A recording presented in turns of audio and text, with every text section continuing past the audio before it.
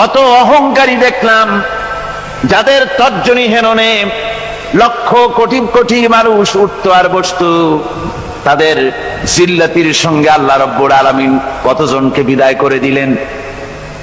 ফুলের মালা নিয়ে কুলাতে পারে নাই, পা থেকে শুরু করে গলা পর্যন্ত ফুলের মালা দিয়া ডুবাই দিল ভক্তরা।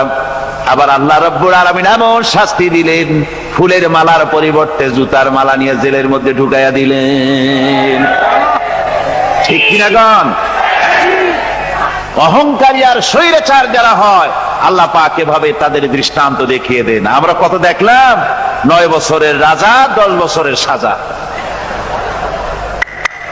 পৃথিবীর মুখে যারা অহংকার করে, যারা স্বৈরাচার হয়, আল্লাহর আইনকে যারা বৃদ্ধাঙ্গুষ্টি প্রদর্শন করে, আল্লাহ পাক তাদের জমিনেও দেখান।